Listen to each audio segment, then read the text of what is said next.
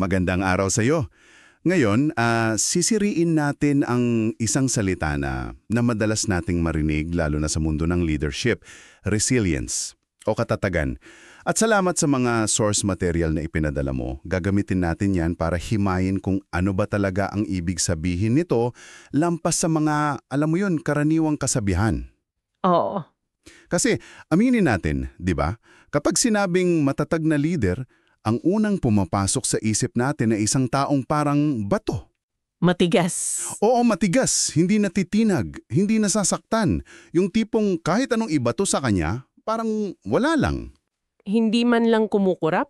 Eksakto. Pero habang binabasa ko itong mga materyales mo, parang may isang malaking tanong na lumabas. Paano kung mali pala ang buong konsepto natin ng katatagan? Yan. Yan ang tamang-tamang panimula. Kasi may isang napakagandang analohiya dyan sa sources mo na sumisira sa ideyang yan. Yung pagkakaibaan ng puno ng oak at ng willow. Oo, nabasa ko yan. Isipin mo yung oak. Dambuhala, matigas ang kahoy, simbolo talaga ng lakas at tibay. Parang yun yung ideal leader, no? Yun ang akala natin. Pero kapag dumating ang isang napakalakas na bagyo, isang hurricane, dahil sa sobrang tigas niya at pagtangging yumuko, doon siya nababali sa gitna. Natutumba. Samantalang yung willow, napayat, mukhang marupok. Malambot ang mga sanga. Eksakto. Ang ginagawa ng willow ay sumasabay lang siya sa hangin. Yumuyuko ito, halos dumikit na sa lupa. Sa tingin ng iba, parang talunan. Mukhang mahina. Oo, pero pagkatapos ng bagyo, kapag tumila na ang lahat, dahan-dahan siyang tumatayo ulit. Buo pa rin. Ang oak na simbolo ng lakas, wasak. Ang willow na mukhang mahina ay nakatayo pa. Grabe yun.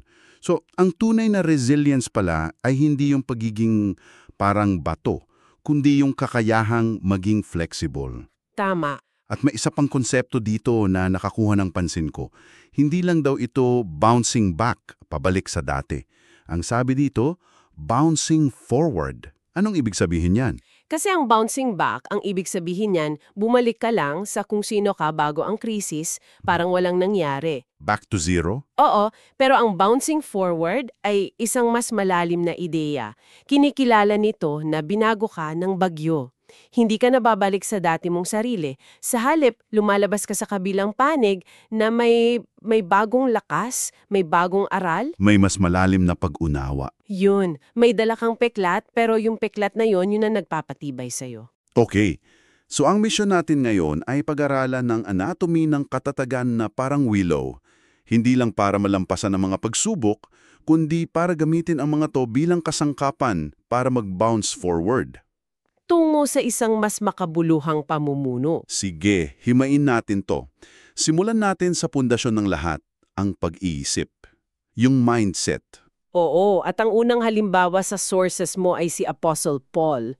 Nasa napakadilim siyang sitwasyon sa Philippians 1. Nakakulong siya. Nakakadena pa. Nakakadena sa isang Romanong gwardya 24/7.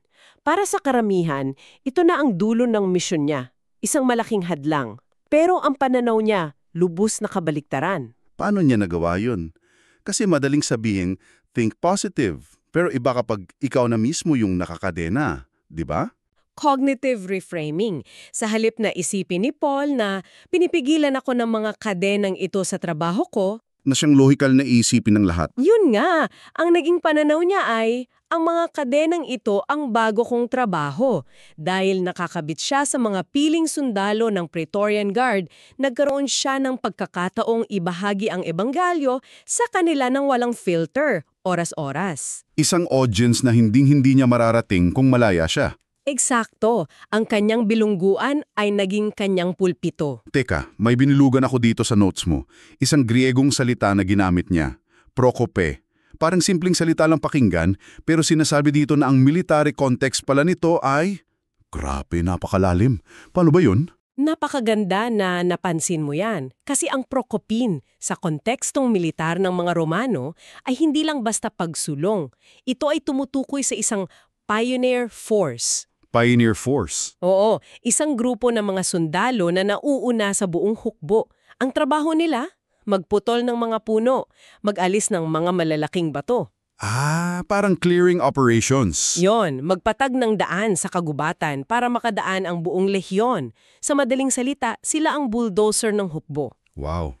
So nung sinabi niya na ang pagkakakulong niya ay nagsilbi para sa prokope ng Ebanghelyo, Ang sinasabi niya ay, ang paghihirap ko ay hindi isang pader na humaharang sa akin. Ito ay isang bulldozer na gumagawa ng bagong daan. grabe. Ang akala nating katapusan ay isa pa lang, panibagong simula. Isang bagong ruta na hindi natin nakikita noon. Ang problema mismo, ang naging solusyon. Ang layo nun sa pagiging biktima, no? Yung pag-iisip na, kawawa naman ako, bakit nangyayari to sa akin? Oo, Pero itong klase ng pag-iisip, parang may kasamang panganib din.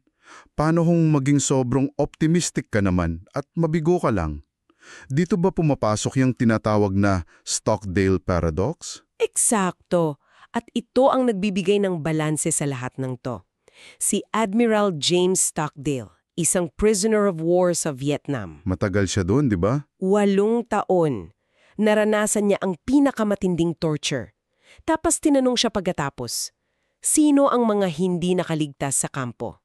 At ang sagot niya ay nakakagulat. Sino daw? Ang mga optimista. Ha? Ang mga optimista. Akala ko sila ang dapat na may pinakamalakas na pag-aasa. Sila raw yung laging nagsasabi, makakalabas tayo bago magpasko, puno ng pag-asa. Pero kapag dumating ang Pasko at nandun pa rin sila, nababasag ang puso nila. Gets ko na. Sa kabiguan. So, sino yung mga nakaligtas? Sabi ni Stockdale, ang mga nakaligtas ay yung mga taong may dalawang bagay na sabay na pinanghahawakan. Una, ang brutal na katotohanan ng kanilang sitwasyon. Inaamin nila, mahirap ito, masakit ito, at maaaring matagalan ta ito. Walang pagpapanggap? Walang pagpapanggap. Pero, at ito ang pangalawang bahagi, kasabay noon ay ang hindi natitinag na pananampalataya na sa huli magwawagi sila. Kahit hindi nila alam kung paano. Kahit hindi nila alam kung kailan, alam lang nilang may katapusan ng paghihirap at sila ang mananaig. Ang paradox ay, harapin mo ang pinakamasakit na katotohanan pero huwag kang bibitaw sa pag-asa sa huli. Grabe yung tension na yan, ang hirap pala nun ibalanse. So para sa iyo na nakikinig, ang pundasyon ng katatagan ay hindi pagtakas sa realidad. Ito ay ang tapang natitigan ng katotohanan sa mata, gaano man apangit. Habang ang kabilang kamay mo ay mahigpit na nakakapit sa isang mas mataas na layunin. At alam mo, yung pagharap sa brutal na katotohanan, madalas ang katotohanang pinakamahirap harapin ng isang leader ay hindi yung problema sa labas, kundi yung kahinaan sa loob. Ayan, Ito siguro yung connection sa sinasabi sa sources mo tungkol sa Superman leader myth, tama ba? tamang-tama. Ito na yung pag-uusapan natin tungkol sa puso.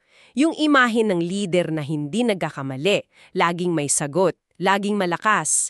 Yan yung oak tree. At sinasabi sa sources mo na ito ay isang mapanganib na mito. Oo, di o pumasok ang isa pang talinghaga.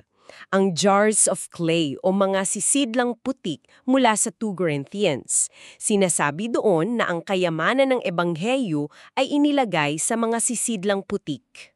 Na kung iisipin mo, parang walang sense. Kasi ang sisidlang putik sa panahon nila ay mura, pangkaraniwan, madaling mabasag. Marupo. Kung may napakahalgang kayamanan, ilalagay mo ba sa isang marupok na lalagyan? At dyan mismo nakatago ang punto. Inilagay ito sa isang marupok na sisidlan para walang duda kung saan nanggagaling ang tunay na kapangyarihan. Hindi sa sisidlan, Kundi sa naglagay ng kayamanan doon. yun. Ang isang leader na nagpapanggap na Superman ay nag-a-advertise ng sarili niyang lakas.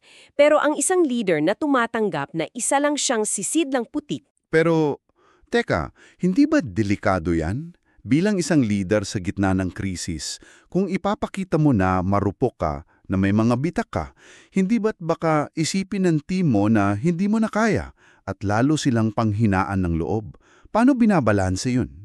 isang napakahalagang tanong. At ang sagot ay nasa intensyon. Hindi ito pagpapakita ng kahinaan para lang maging vulnerable for the sake of it. Hindi siya for show. Hindi. Ito ay pag-amin sa iyong limitasyon para ituro ang mga tao sa tunay na source ng lakas mo.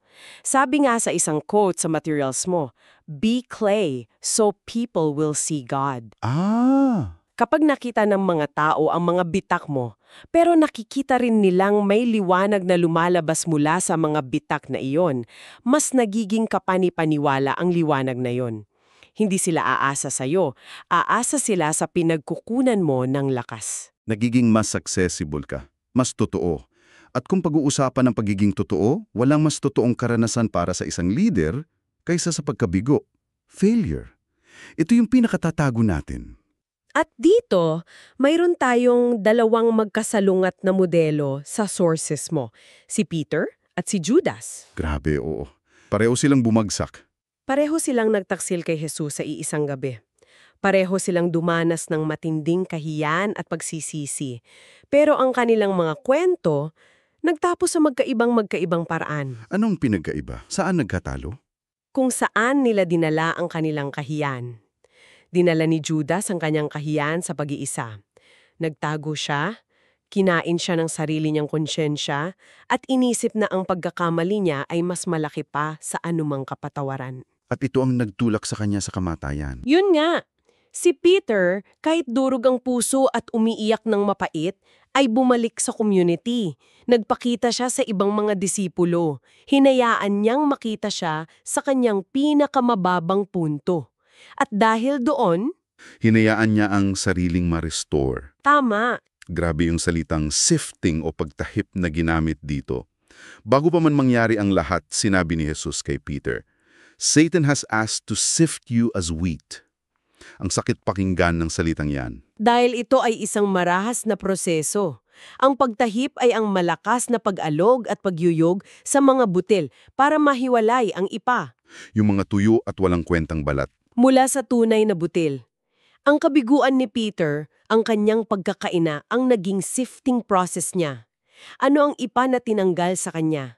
Ang kanyang kayabangan, yung pagtitiwala niya sa sarili. Yung sinabi niyang kahit iwan ka ng lahat, ako hinding-hindi. Eksakto. Ang sakit ng kabiguan niya ang nag-alis ng ipa na yon para ang matira ay ang dalisay na butil. So, para sa iyo na nakikinig at marahil ay may pinagdadaan ng kabiguan ngayon, ang mensahe dito ay hindi ito isang lapida. Hindi ito ang katapusan. Ayon sa sources mo, ito ay fertilizer, pataba. Masakit, mabaho marahil, pero ito ang sangkap na kinakailangan para sa mas malalim at mas tunay na paglago. Ang pinakamasakit na kabanata ng kwento mo ay maaaring maging simula ng iyong pinakamatatag na katangian. Okay, so napag-usapan natin ang mindset, ang Procope at Stockdale paradox. Napag-usapan natin ang puso, ang pagiging sisiglang putik at pagharap sa kabiguan. Pero paano natin isa sa buhay ito? Let's get practical. Oo, kasi dito madalas nagkakaproblema. Ang ganda sa teorya, pero sa practice, sa araw-araw na pagod at stress, paano? At dyan tayo dadalhin ng sources mo sa isang kwento na sa tingin ko ay isa sa mga pinaka-relatable para sa sinumang leader na nakakaramdam ng burnout. Ang kwento ni Propeta Elijah sa 1 Kings 19. Ito yung pagkatapos ng malaking tagumpay niya sa Mount Carmel, di ba?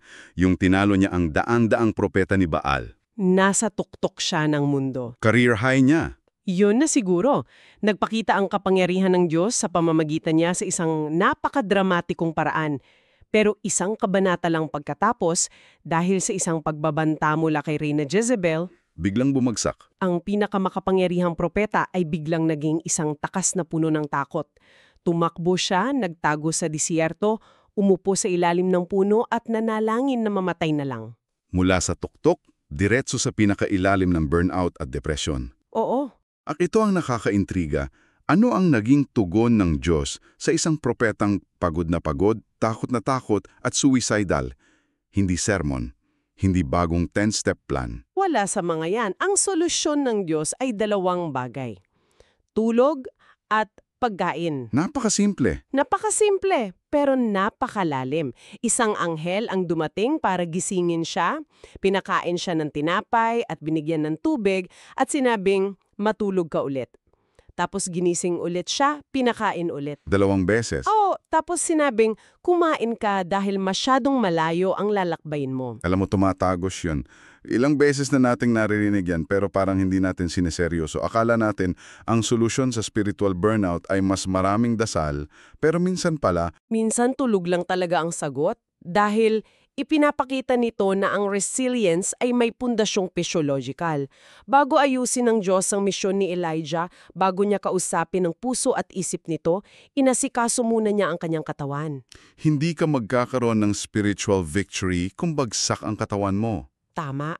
Ang pagpapahinga ay hindi katamaran. Ito ay isang spiritual discipline. Ang pag-aalaga sa katawan mo ay hindi pagiging makasarili. Ito ay pangangalaga sa sisidlang putik na pinagkatiwala sa'yo. Minsan ang pinaka-spiritual na bagay na magagawa mo ay ang matulog ng 8 oras. Okay, bukod sa napakahalagang paalala na to, ano pa ang isang haligi ng practical resilience na nakita mo sa sources? Komunidad. At may particular na pangalan ito, ang Jonathan Factor. Galing kay David. Oo, galing kay David nung siya ay tinutugis ni Haring Saul. Nasa pinakamababang punto siya ng kanyang buhay, nagtatago sa mga kuweba, itinuturing na kaaway ng estado, at nanghihina na ang kapit sa pag-asa. At sa gitna ng lahat ng yon, Pinuntahan siya ng kanyang matalik na kaibigan si Jonathan, ang anak mismo ni Saul. isinugal ni Jonathan ang buhay niya para lang makita si David. Oo, at ang sabi sa 1 Samuel, he helped him find strength in God. Pero kung titingnan mo ang orihinal na Hebrew, mas literal at mas matindi ang kahulugan nito. Ang literal na ibig sabihin ay pinalakas niya ang kanyang kamay sa Diyos. Pinalakas ang kamay sa Diyos. Isipin mo ang imahe, parang ang kamay ni David ay nanghihina na at malapit nang bumitaw sa pagkakahawak niya sa Diyos. At dumating si Jonathan, ipinatong ang kamay niya sa kamay ni David at tinulungan siyang humigpit muli ng kapit. Wow! Hindi niya sinabing, ako ang bahala sa iyo. Ang sinabi niya ay, tutulungan kitang kumapit sa Diyos. Yun. So, ang tanong para sa iyo na nakikinig, sino ang iyong Jonathan?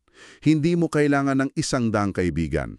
Pero ayon sa material na ito, kailangan mo ng 1 o 2 tao na kayang hawakan ng kamay mo at higpitan ng kapit mo sa Diyos kapag malapit ka ng bumitaw. Dahil ang pag-iisa, ang isolation, yan ang nagpapalaki sa mga kabiguan at nagpapahina sa katatagan. Okay, buuin natin ang lahat ng ito. Kung susumahin natin ang lahat ng napag-usapan mula sa sources mo, ang tunay na katatagan, hindi pala ang pagiging isang matigas na oak na kayang salubungin ng bagyo. Kundi ang pagiging isang nababaluktot na willow na marunong sumabay dito. At ang pagiging willow na yan ay binubuo ng, kumbaga, 3 bahagi.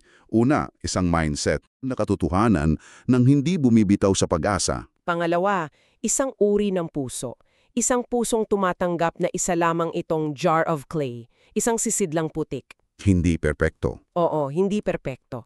At dahil dito, pinapahintulutan nito ang kabiguan na maging pataba para sa paglago, hindi laso na pumapatay. Isang pusong tumatakbo, patuno sa komunidad, hindi sa pag-iisa. At panghuli, ito ay isang hanay na mga gawi, mga praktika. Yon, ang pagrespeto sa limitasyon ng iyong katawan, tulad ni Elijah na natutong magpahinga, at ang sinasadyang pananatiling konektado sa isang Jonathan para labanan ng pag-iisa. Sa huli, ang resilience ay hindi isang katangian na meron ka o wala ka. At habang tinatapos natin, may isang tanong na naiiwan para pag-isipan mo. Madalas nating tinitingnan ang kabiguan bilang katapusan ng kwento ng isang leader. Lalo na ang mga malalaking pagkakamali, yung mga bagay na pinakakinahihiya natin. Ang pakiramdam, tapos na. Disqualified ka na. Pero paano kung baliktad pala? Paano kung ang mga kabiguan na iyon ay hindi pala disqualification, kundi ang mga kinakailangang kwalifikasyon? Paano kung ang proseso ng sifting, yung marahas na pagyugyug sa buhay mo na nag-alis ng iyong kayabangan at pagtitiwala sa sarili, ay ang mismong paghahanda sa iyo para sa iyong pinakamahalagang gawain sa hinaharap?